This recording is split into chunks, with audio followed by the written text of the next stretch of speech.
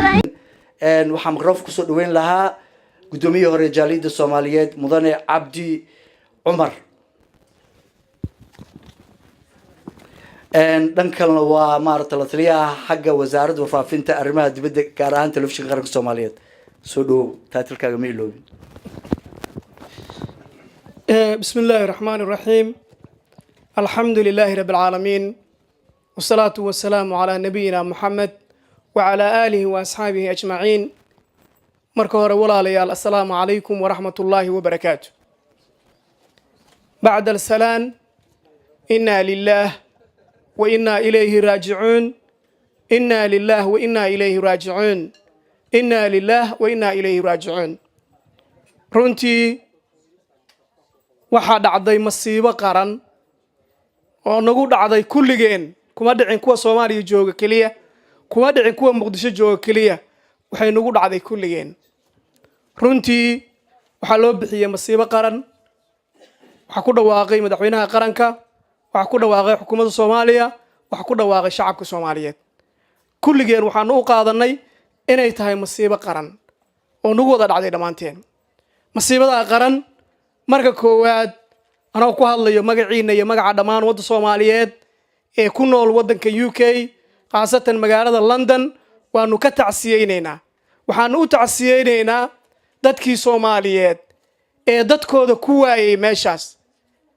wiilkii hooyadii ku waayay aabihii wiilkiisa ku waayay hooyadii wiilkeedii iyo gabadheeda ku waysay dhikii xaaskiisa iyo caruurtiisa ku waayay intaba runtii waanu ugu tacsiyeynaynaa annagoo la tiiraanyaysan lana qaybsanayno lana wadaagayno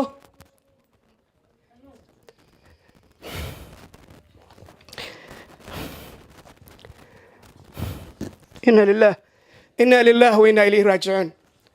إنا لله وإنا إليه راجعون أنه لو ذاقين حنونك لا تنقنينو أقمش إنك تابنيسو لا أوينينو waxaan leenahay dhibaatada idinku dhacin kaligiin waxay ku dhacday dhammaan ummadda Soomaaliyeed waxa idin la qabo qof kasto Soomaali oo adduunka dacalkiisa joogo inta ku qanaaca gacan ka xaq darana dishay iyagana waxaan leenahay ilaahaygi macbuudka ahaa casiiska ahaa qafuur raxiimka ahaa eena uuntay kulligood jannatu firdawsa ka waraabi waxaanu leenahay kuwa dhaawaca ee jiifo maanta sariiraha ee dhaawacoodu halista yahay ee nolol iyo geeri u dhaxeeyo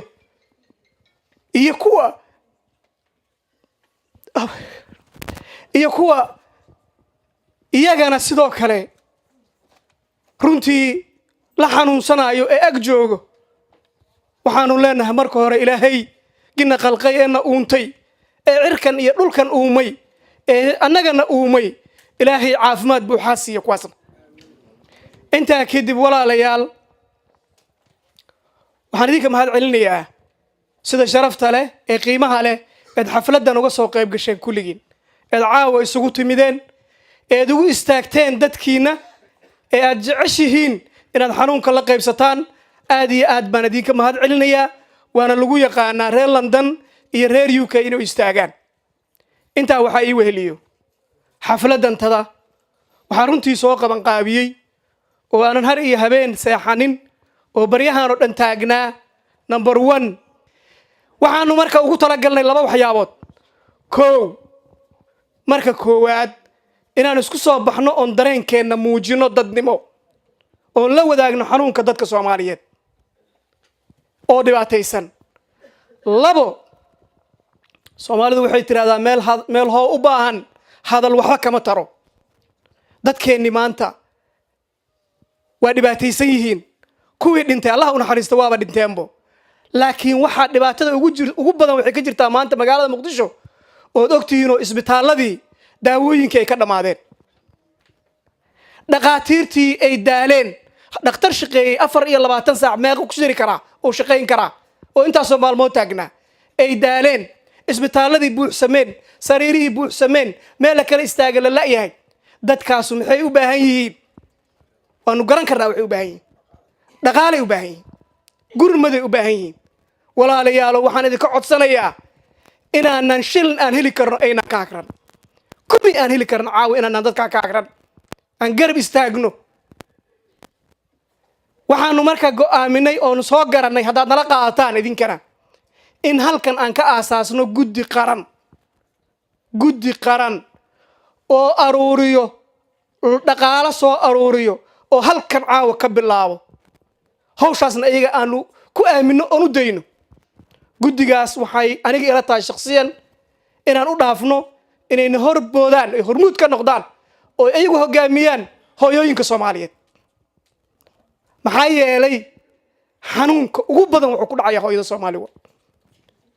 caawa waad arkaysaan halkan waxa jooga rag iyo dumarka badan maxaa badiyay way naga qalbi jilcan yihiin naxariista hooyanimo ku jirto sidaa darteed inaan iyaga inagu daba istaagno aniga nimaanaho waxaan ku ballan qaadayaa inaan iyaga daba istaago iyagana ay horkacayaan ballan baan ku qaadayaa aruurinta lacagtaas adinkana waa idinka codsanayaan la qaataan waa labadaas qodob ayaan ugu talagalnay ma nagu raacdeen labadaa qodob maasha Allah waa maasantihiin labadaas qodob ugu talagalnay guddigana insha Allah gabdhaha ayaan u daynaynaa inay iyagu iska soo magacaabaan cidda u matalayso hawshaas annagu cidna uma soo doorin iyagu ha iska soo doortaano ciddii ay isleeyihiin hawshaas waa idin hogaaminaysaa inta barnaamijku socdana ha noo soo gudbiyaano si aan ugu sheegno dadka oon ugu dhawaaqno odayaasha dhallinyarada maxay ahayd kulligiinna waxaa laga rabaa inaad ka wada qayb qaataan waa idinku dheereeyey walaalayaal raalli ahaada inna lillahi wa inna ilayhi raajicuun ilaahay noo naxariisto aanan midowno Soomaaliya ha midowdo ha israacdo war dadkana kala qoqobayo na kala kaxeynayo qaanadaana kala gelinayo aan iska celno Soomaaliyeey aanu istaagno midnimadeena iyo Soomaalinimadeena aanu istaagno ciddii aan isleenahay maanta dalka iyo dadka horumarkiisa lugeeyay ku tahay aan ka hornimaado kulligeen Soomaali haddaan joognay haddaan halkan joognaba aan midowno waana mahadsantihiin wassalaamu calaykum waraxmatullahi wabarakaatu وكما